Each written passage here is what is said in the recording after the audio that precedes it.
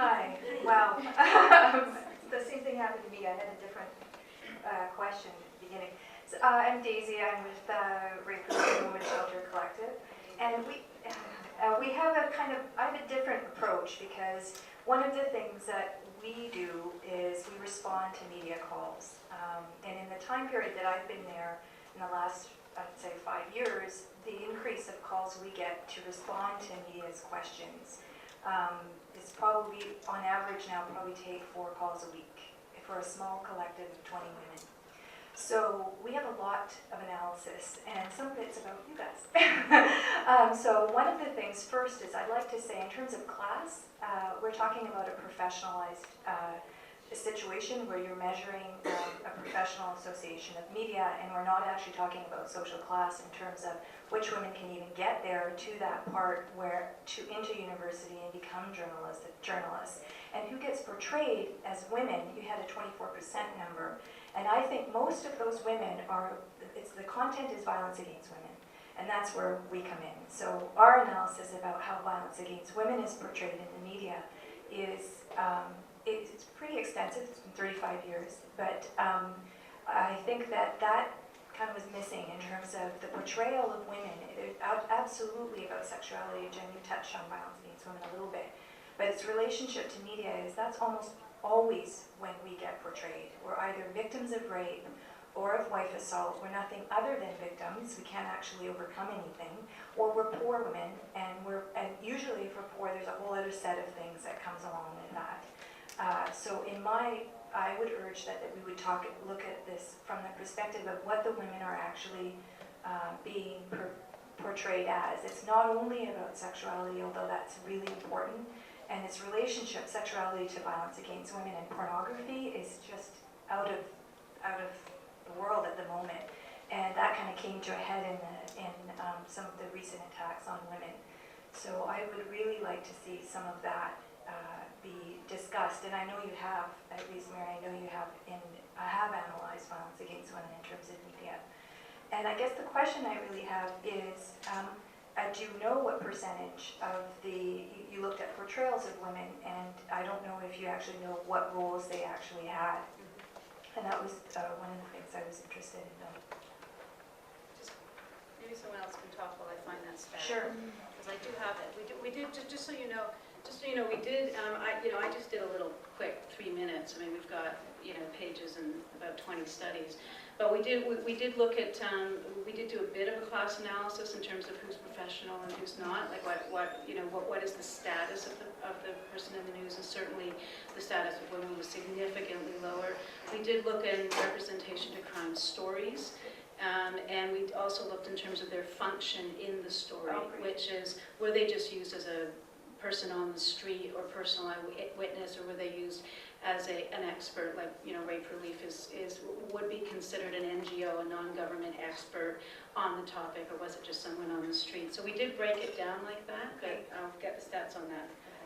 Before you comment, one other thing I wanted to make the point about is that in terms of what we get from the media is wanting a victim. That's usually what they first ask us. And then we're given a huge list of things that we're supposed to be. We're supposed to have all the stats. We're supposed to have all the solutions, in particular about prostitution and prostituted women. I wouldn't use the word whore even in a way to push your point. And I think that in those cases, we're not only supposed to give our kind of experience as frontline workers, but absolutely everything, the solutions, the statistics. So I agree with you in terms of stats are important, because otherwise we're just considered hysterical. But there's never any, it usually doesn't go the other way. So if there's an oppositional force, they're not asked the same questions, like, for example, is this a realistic point of view? That's what we constantly get. Maybe you have some strategies about how to answer that. And the other point I wanted to make is we teach ourselves how to do the media. So we're not a professional-based group. Some of us have some degrees and things like that, but I want to encourage other people that you can train each other and get some tips and do it. So I guess I'm saying that because we're looking at it only from the perspective of going to school and doing journalism. And I don't think there's tons of women in this room that I know that have done media and haven't approached it in that way. I have the stat here. 18% of the female news subjects were portrayed as victims compared to 8% of the men. Well, so first, I mean, I think Daisy getting 4 media calls a week for a feminist organization in Vancouver is great. He's really done a great job in terms of working with media relations with Rape Relief and responding. I mean, it's really hard to get a feminist agenda into the mainstream news. So even though the questions are frustrating and journalists are asking you for everything, it's still, you've got increasing visibility.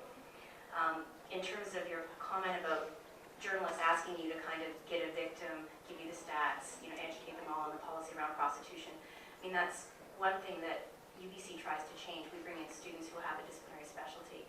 And so to that point, you know, ideally you go out there and you have the background knowledge and you're trying to get more information, not trying to use people like you who are very busy to kind of give you a bit of a primer on everything that's happened in the last 50 years. I know, which is very difficult. And I know that happens much too often. Finally, you know, I think I was supposed to talk about violence, media representations of violence in women, but I got so incensed at the Websters this week that I totally changed my talk. So I think that's my fault. I've done work with Yasmin Jawani on media coverage of Picton, and everything Daisy says is true, and I'm happy to talk to people later about that or share my article if anyone's interested. So again, apologies. Yes, and this will be the last question. Okay. So my name is Jessica, and I'm a journalist. I work for WB West Ender. And in my experience in the newsrooms that I've worked in, and this is not my first one, it is pretty even gender split between women and men, but there is a disconnect in terms of newsworthiness. You know, recently, at the end of the summer, we might remember the 21% increase in sexual assaults in Vancouver was a big story, and that number has since been reduced. But I was talking to one of the women's groups in Vancouver, and they said, you know, if this number was any other group, that would be big, big news. But when it's women, somehow it's not. And as underrepresented as people, visible minorities and people of different sexual orientations still are, somehow this women group, these statistics, isn't seen as newsworthy. And I have kind of an inclination as to why I think in newsrooms, women who are wanting to go after the hard news stories don't want to be put on the feminist beat. Or somehow, you know, we see it, but then it's like, but I want to cover politics or something else. So how can we make this be seen as newsworthy when it affects a greater segment of the population than any other group that is underrepresented? I guess that's to me. Well, I mean, news by definition is gendered. I mean, the fact that you've got hard news, I mean, come on, what does that call into play here? It doesn't take a lot of analysis to... I didn't think I'd hear anyone actually say that. And it's on tape, I'm in trouble now. You know, it's a problem. You know, it's what I look at, it's what I've looked at over the past century. And you know, I think you've constantly got to try and, you know, start a different kind of conversation and constantly try and, you know, go back at it and make these stories, reframe the stories in a way that you know, makes them newsworthy. I mean, there are other criteria that you can use to actually reframe your stories in a way that will get them in. And I'm happy to talk to you later. Okay, and I'm just going to, first I'm going to say just in response to Daisy's comment, oh, there you are, yes. The only person on this panel who's involved with journalism is Mary Lynn Young. I've never been a journalist. I have no interest in being a journalist. So I started doing, and I know that all of us did on some level, started doing citizen work in, I actually worked at the Optimist newspaper, which is the longest running feminist newspaper in Whitehorse, Yukon. That was probably my only experience with journalism, but doing work out on the street. A couple of us have chosen since then, Mary Lynn Young and I, and now Marcia, to go into the academy, but certainly not any of our roots. And Jen is still out there on the street doing the work that we had energy for 20 years ago.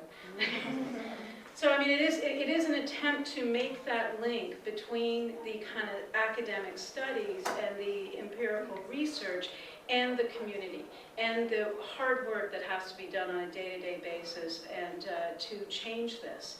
And part of it is to show empirical evidence, part of it is to begin the dialogue, but definitely part of it is to create alternative media that challenges those dominant messages, as well as challenging the kinds of stats of women in behind the scenes, both in cultural production and in journalism. So having said that, I want to sincerely thank our panel members for fantastic work.